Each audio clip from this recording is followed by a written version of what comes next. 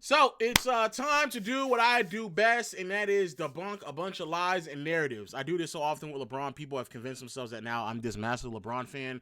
I support the truth at the end of the day. I'm much favorable to other players throughout the course of NBA history, but when people lie, they lie pretty often. And the lie of the season right now for LeBron is that he does not make his teammates better. Well, the LA Lakers were in action last night and they ran their current win streak to 7 games now and their overall record to 15-4, which is now all of a sudden good for second place in the Western Conference. They got the win despite being without the services of LeBron James, who spent his time on the bench laughing at a teammate for airballing a layup. And for Maxi Kleber, he was fouled on the play. He got the free throws. But yes, a pretty ridiculous sight, though. Luckily for LeBron, his teammates do not sit and laugh at him when he airballs various shots throughout games. Again, though, the big... Man, I'm not going to lie, bro. I don't even know if I'm going to be able to finish this, bro. Like, there is like a subsection on the internet that for whatever reason, their whole identity is to just like overanalyze everything that LeBron does. Like that is their entire identity on the internet. The day that man retires will be a day in which many people will go from solid YouTube or solid notoriety on the internet to effectively zero. Because like the fact that like we opened up the video with LeBron laughing at Maxi Kleber airballing a layup, and you're talking about this nigga airballing threes. Like, fuck, bro. Jesus. Takeaway from this one is the Lakers were able to get that win and keep on rolling without LeBron James like they have for the vast majority of this season. And they got the win last night really for one of two reasons, maybe a little bit of each reason. First and foremost, they were playing the New Orleans Pelicans, who are sheer and absolute ass. And secondarily, they got the win because, well, Luka Doncic and Austin Reeves continue to ball out of their minds. Luka with 34 on the night and Austin Reeves with 33. Just more of the same from both of these players. Two top 10 league-wide players at this point in time without LeBron James to hold either of them back for most of the season. Of course, Luka being a... Fuck, bro. The fact that your biggest takeaway, this is another thing that I just... Bro, you're telling me that you watch the sport and your takeaway is that someone else isn't playing basketball, bro? That is your takeaway. Your takeaway is that someone else is not playing basketball. Like, what the fuck what are we doing right now? And I already know, what's crazy is, I already know the premise behind this video. The premise behind, because the people who make videos like this are so fucking stupid. The premise behind this video is going to be, look at how great Austin Reeves looks in the first 15 games, or how many other games he's played so far this season. Despite the fact that in some of these games he's played alongside LeBron, he still put up really great numbers. Then it's going to be, look at how Chris Bosh and Kevin Love, their numbers dropped immensely playing next to LeBron. And because of those two players, despite so many other players playing fine, or even if not like improving playing next to LeBron, that is enough evidence for me. I'm going to cherry pick two teammates of his to then make the claim that LeBron doesn't make his teammates better. He just doesn't. He doesn't do it. I already know. That is quite literally going to be the entire video. I promise you. A top 3 to 4 player league-wide really isn't headline worthy, but the emergence of Austin Reeves out of absolute nowhere is a significant news story for this NBA season, not just the LA Lakers, but for the NBA as a whole, because again, as I said, this guy is a top 10 league-wide player at this point in time, and even though it has come out of absolute nowhere, LeBron James still isn't impressed at all. Nothing. Nothing. I told y'all how long ago that I told you AR can play ball. Yes, according to LeBron, he has been telling everybody... Okay, there's just like this notion that people just believe that Austin Reeves being this great at the sport comes out of the blue. Bro, if you've been watching the Lakers for a little bit over the last like 2 or 3 years, you would have known the progression of Austin Reeves. Now, are you going to sit here and say that he was like a 30-point per game scorer? No, that's a bit excessive, especially because playing at that level or even the level he's playing right now, you would probably need to see it before you would say it. But to say that it came out of nowhere is fucking stupid. Anytime that Austin Reeves was on the floor by himself or he just took more of the responsibility, especially when other players around him started to regress, in particular D'Lo and LeBron with their ball handling duties and responsibilities, bro, Austin Reeves was constantly putting up big numbers. He did this last year against the Indiana Pacers when both AD and LeBron were out. He had a game against Boston where he looked great as well. He's had moments over the past 3 to 4 years where he's looked really, really great. So people like saying, this came out of nowhere. No, it didn't. If you've seen the progression of Austin Reeves, him coming into the season, especially with LeBron being sidelined, dealing with sciatica, like, if you would have told me that Austin Reeves was like a 25-point per game scorer, that really wouldn't be that surprising to me because last year he was a 20-point per game scorer. And so you're telling me with more reps, he's 25-point per game. That's not that crazy. And then 28 would be, I would have to pump the brakes a little bit. But, like, him improving in terms of his overall volume and efficiency, like, that doesn't really surprise me that much. But, yeah, apparently it's out of nowhere. Jesus. That AR could play since his rookie year. When was this? When was he the rookie? I don't even remember. 5 years ago, right? Yeah, I've been told you I can ball. It's nothing. AR he's great. So, yes, while LeBron knew Austin Reeves could play, he certainly wasn't doing anything to hoist him up or to promote his game style. In fact, Austin Reeves, between the ages of 23 through 25, those would be his first 3 full seasons in the NBA when the Lakers were under the stewardship of LeBron James. Austin Reeves averaged just 12.5 points per game, 3.7 assists, and 3.6 rebounds. Fuck! This is such, oh my fucking God. This is a worse video than I fucking thought. Fuck! Never in my, first of all, using 2021 to 2024, why are you stopping at 2024? Why not just use, like, even last year as well? Because last year, he was also playing next to LeBron. So why would you not use last year when he jumped up again? Second of all, using who he was in his rookie season as some type of indicator that LeBron was holding him back when he was a fucking rookie and he was undrafted on top of that is ridiculous. But it's so odd that you decided not to use last year when he was a 20-point per game scorer and most of the season he's playing next to LeBron. What the fuck are you doing? Furthermore, this is like, look at the fucking mental gymnastics furthermore, bro, look at the mental gymnastics that you would have to do to sit here and to say that LeBron was holding back Austin Reeves when the nigga went from an undrafted prospect to a 20-point per game scorer in a matter of 4 years. Are you fucking dumb? Only LeBron is the only nigga I've ever seen in my life can play next to an undrafted prospect and he can grow to a 20-point per game scorer, and yet somehow that's still a bad thing.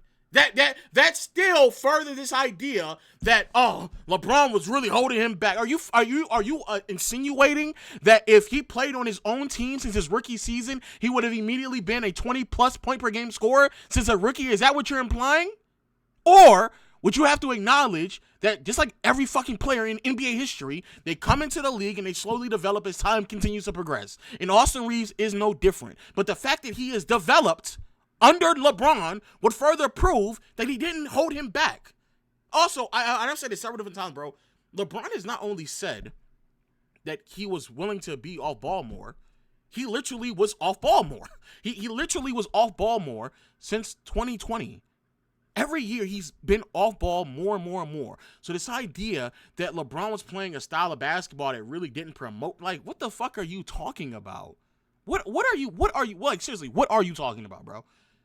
Also, and I can't believe I have to explain this to you, for the dumbasses who sit here and say dumb shit like this, be very mindful that you're removing all all context to where we are from Reeves' rookie season to where we are right now, because it wasn't just LeBron on the team. Anthony Davis is on the roster, and so was Russell Westbrook.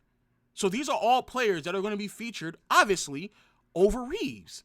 And some of these people who make these arguments will sit here and tell you that it's LeBron's fault that what happened to Russell Westbrook, even when Russ got on the bench, Reeves still wasn't starting because you had dumbass Darvin Ham coaching the team and still decided to promote other players that he favored, such as Dennis Schroeder, over Austin Reeves. But, bro, LeBron has been pushing Austin Reeves for like at bare minimum the last 2 or 3 years.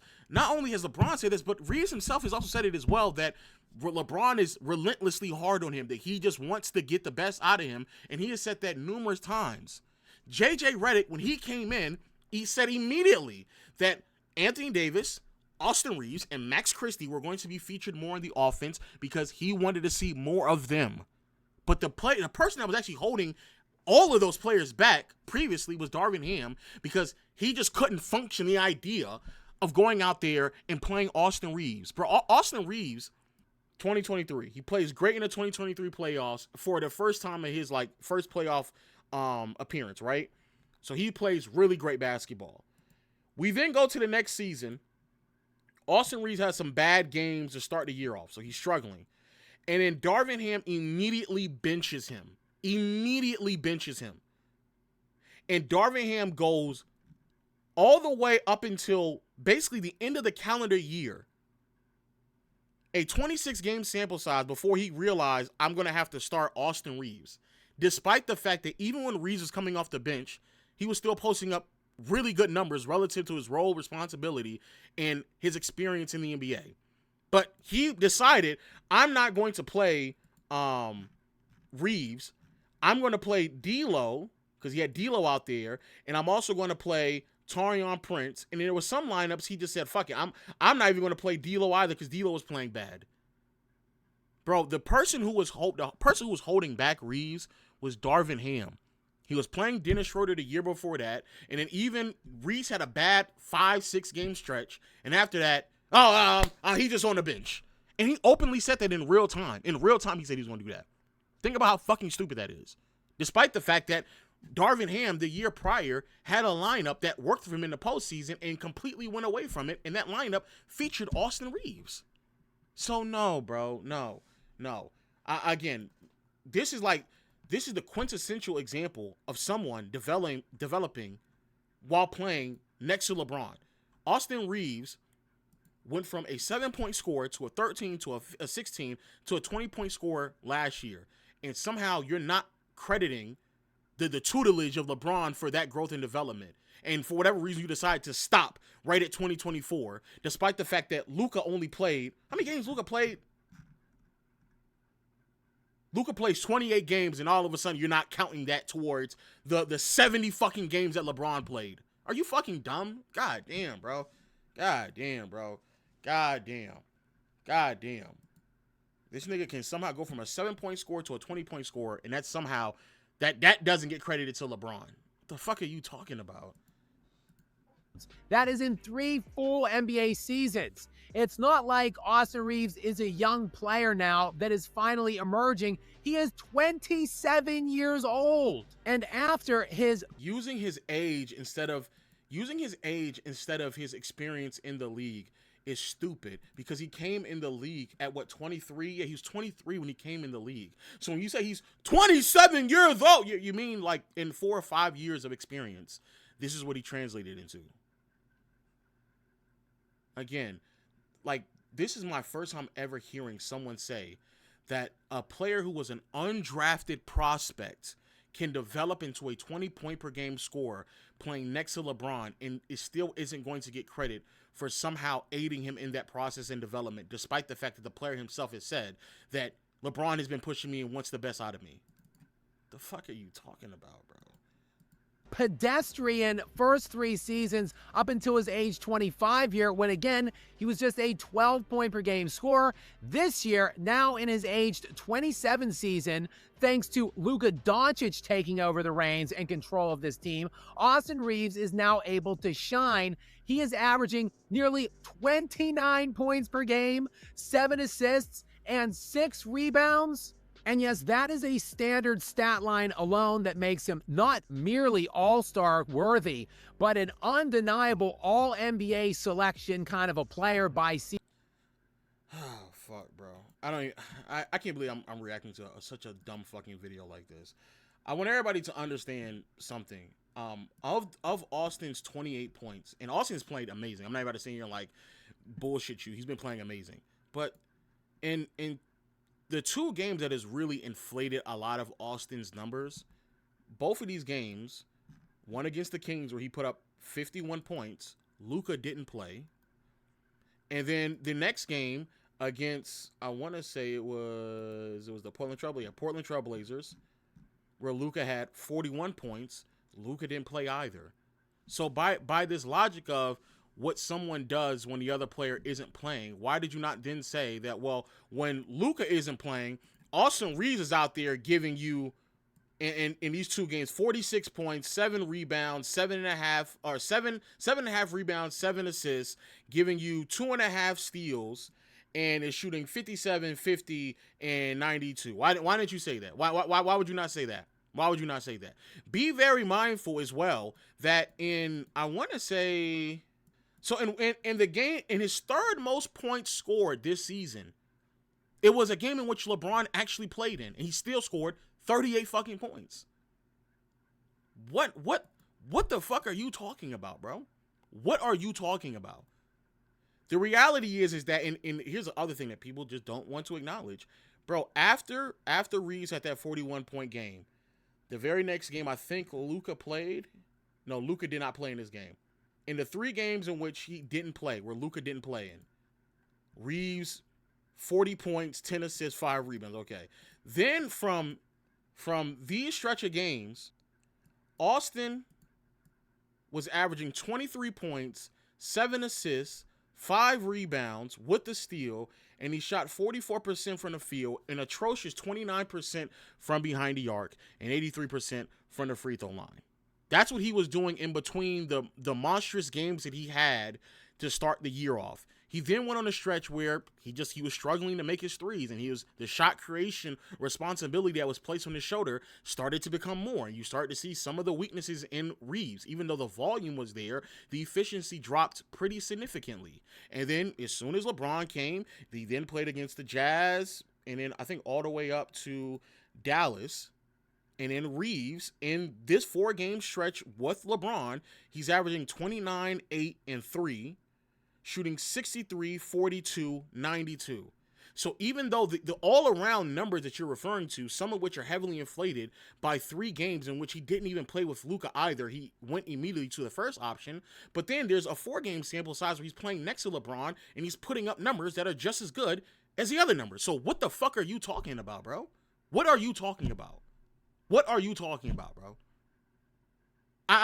But again, he's developed all of this as a player up until this point while playing next to LeBron the entire time.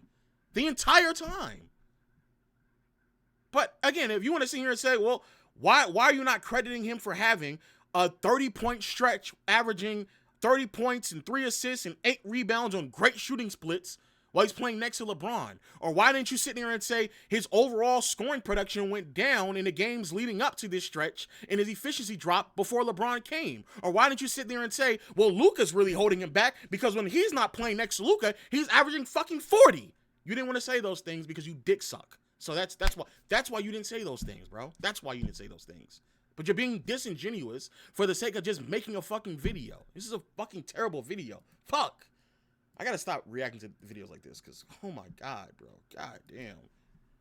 Season's end. Hell, he might be as high as a 2nd-team All-NBA selection this year. And don't just look at the standard stats. Take a look at what this guy's doing in the advanced analytics to this point. He is 12th league-wide in value over replacement, 11th league-wide in box plus minus, and 7th in player efficiency rating.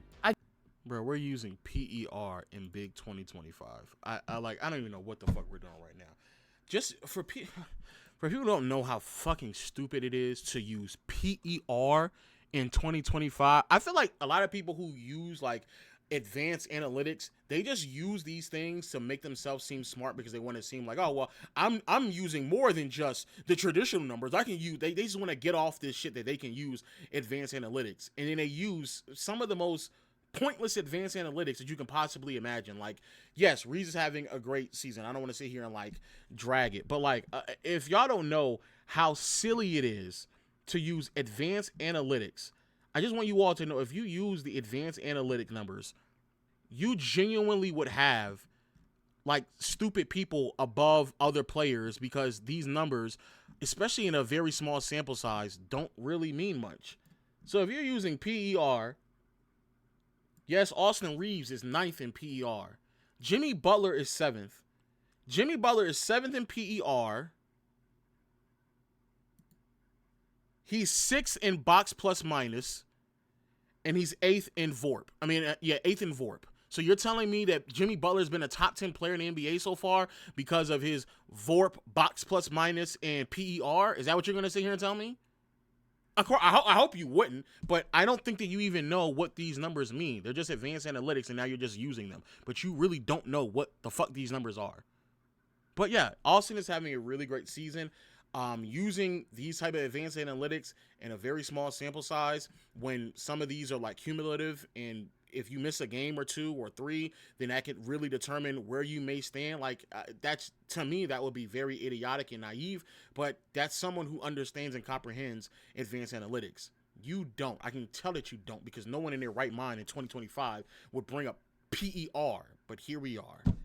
Again, this guy, when you take into account the standard numbers, the advanced numbers, the fact that the Lakers are, again, the 2nd seed in the Western Conference, a stacked, loaded Western Conference, take it all into account, and Austin Reeves is playing like a top 10 NBA player right now. He should be, if the season ended today, a second-team All-NBA selection. But again, this really should come as a surprise to nobody, because LeBron James has a storied past in making his elite teammates worse.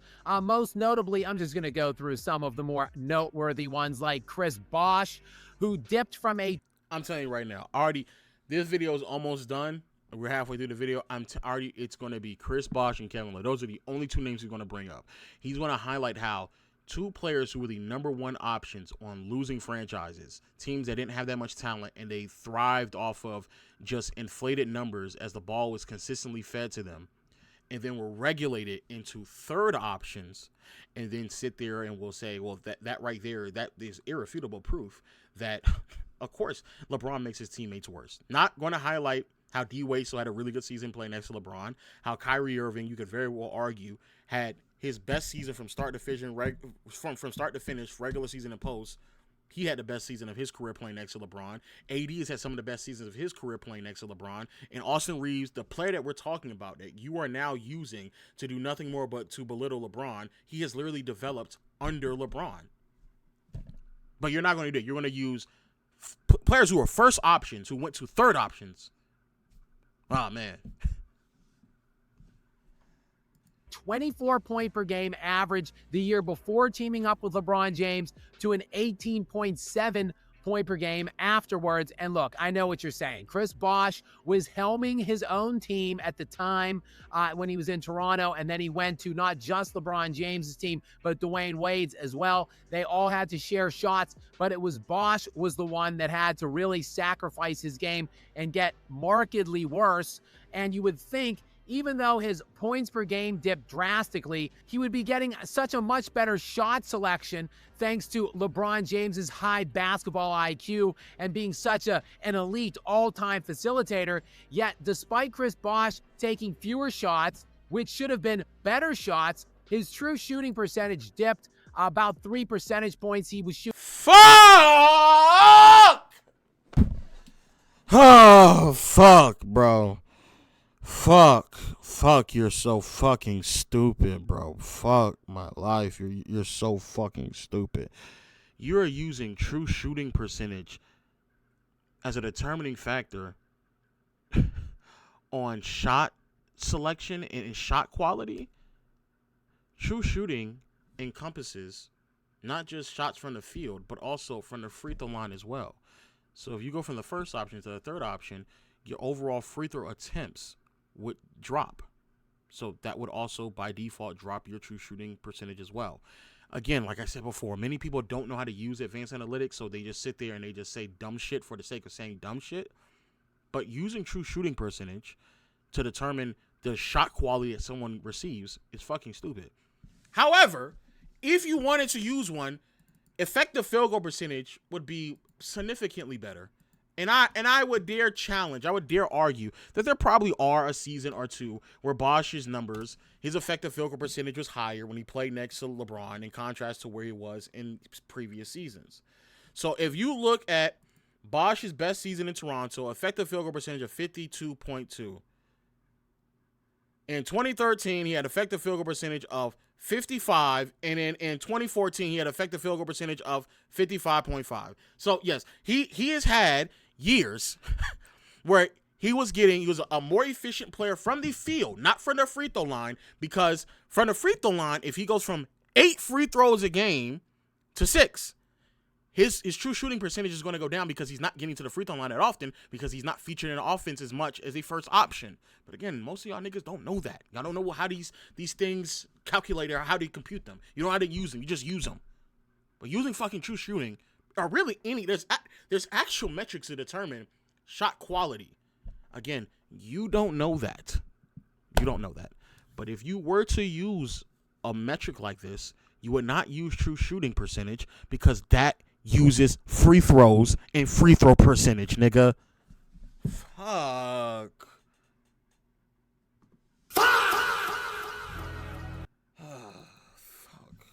Shooting 59% true shooting percentage when he was in his last standalone year in Toronto versus 56.9% in the first year in Miami with LeBron James. And the player efficiency rating really did tank for CB in his first year in Miami versus his last year in Toronto. Bosh was... Does this nigga think that, bro, there's no fucking way. There's no way. Bro, do you think at PER, do you think player efficiency rating means how efficient of a scorer you are? Is that what you think? I hope that's not what you think. I sincerely hope that's not what... I hope you don't think that PER means how efficient of a scorer you are. Bro, his PER was going to drop anyway because his rebounds and scoring went down. I hope that you are not so dense, that you are so much out the loop, that you think PER is efficiency from a scoring perspective. I hope you don't, because the word efficiency is in the... I hope not. I hope not, bro. God damn. 4th league-wide in 5, James. And in his first season with LeBron in Miami, Bosh cratered out all the way to 33rd. Here's the other question I have so many people, when y'all bring this shit up, how do y'all then explain, once LeBron then left, and he was in Miami in 2015 before the blood clots, how do y'all then explain how he was only a 21 point per game scorer with 7 rebounds and 2 assists? Be very mindful, Bosh was only 30. How do y'all then explain that? How do you explain that as soon as LeBron leaves, he becomes less efficient, not only from the field, but from the free throw line? He's actually attempting the most shots of his career. He's attempting the most shots of his career since he's actually attempting the most shots of his career ever when LeBron leaves. And he's still, even with the most shots, he still doesn't go back to the 24 point per game score he was. How do y'all explain that shit, bro? I genuinely want to know. If LeBron was holding him back that much, and then LeBron leaves, and the nigga doesn't go back to like a 24, 25 point per game score like he was in the last season, how do y'all then explain that? How do you explain it? I truly wonder how you explain it, bro. I really do. And I'm pretty sure you're going to do the same thing about Kevin Love. And I swear, if we do the exact same thing, I'm just skipping it, bro. I'm skipping it. In player efficiency rating. Another guy who I think it's just glaring and it jumps right off the page is Kevin Love. I already knew it. This nigga is about to dick suck Kevin Love, putting up meaningless numbers in the Western Conference with the Minnesota Timberwolves, leading them to a 500 ball club because no one else on that team was an offensive threat outside of Ricky Rubio and Corey Brewer. So this nigga Kevin Love got to just take most of the shots. And also he's an amazing rebounder. Like, let's not ever take that away from him as well. And he's also a really great scorer. I don't want to take that away from either. But using first options who got regulated to third options and sitting here saying how much, well, like, what the fuck do y'all, I've never in my life understood or comprehended how you would ever expect a worse offensive player to somehow get the same touches as a better offensive player, especially when there's two offensive players better than the other nigga. Bro, if you're playing next to Wade and LeBron that are better offensive players than you, then yes, your numbers are going to go down. If you're playing next to LeBron and Kyrie, then your numbers are going to go down. Why are we sitting here talking about players that were the first options in losing situations and comparing them to being the third option in winning situations when there's two other players that are better offensive players than you are? And again, as we say this, and y'all don't want to admit this, and I don't know why, even in 2011, before Wade started to fall off, even Wade playing next to LeBron was still a 25-point-per-game scorer, getting 6 rebounds and 5 assists. Wade then went in the postseason playing next to LeBron, and he was averaging more points.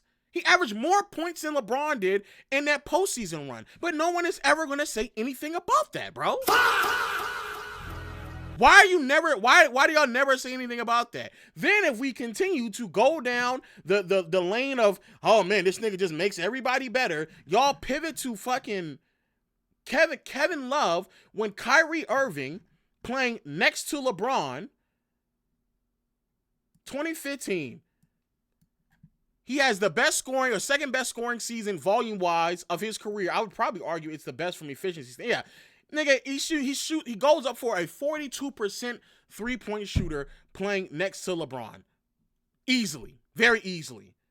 And then he goes into the postseason and has really great, in his first postseason run played great. 2016 plays great. 2017 plays great. Bro, especially the last 2 years in Cleveland in the postseason, Kyrie Irving is giving you 25 to 26 points, 5 assists, 3 rebounds, a steal and a half, shooting 47% from the field, 41% from behind the arc, 89% from the free throw line.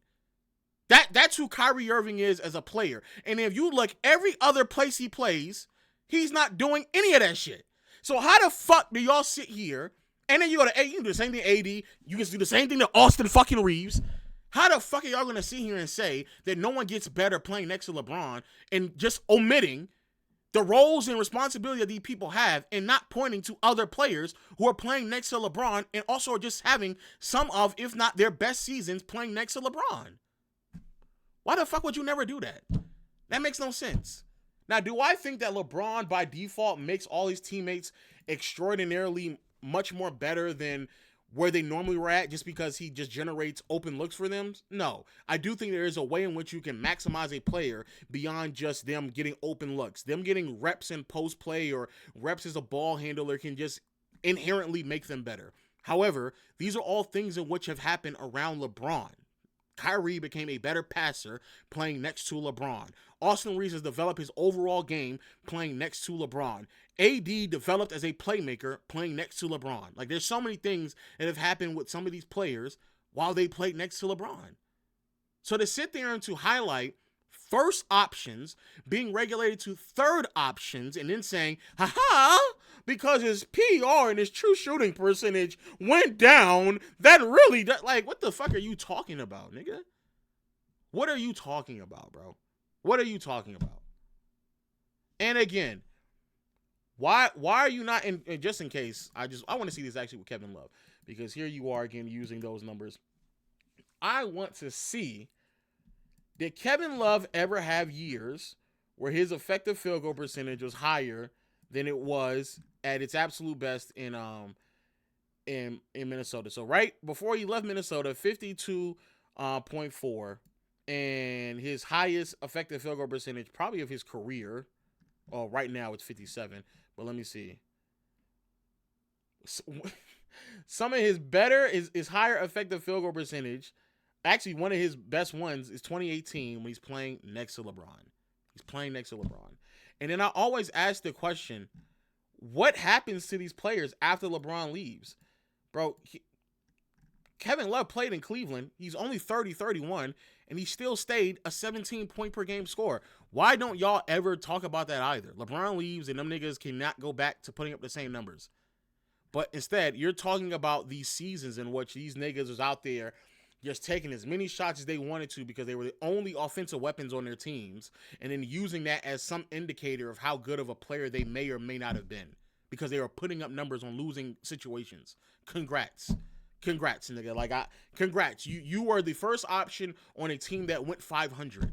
Okay. You went to a winning situation and you played next to a better offensive player and you took a backseat to a better offensive player. LeBron is the only nigga I've ever seen in my entire lifetime who has to take, who wants to, y'all think that it makes sense for the team, not for your dumb narrative, that he would need to take a backseat to worse offensive players.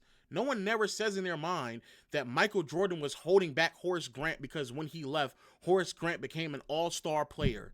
No one never says that. No one never says, oh my goodness, I can't believe Lamar Odom. I think Lamar Odom's scoring went down once Pau Gasol got there, and no one in their right mind said, oh man, Lamar Odom, Kobe's just holding him back.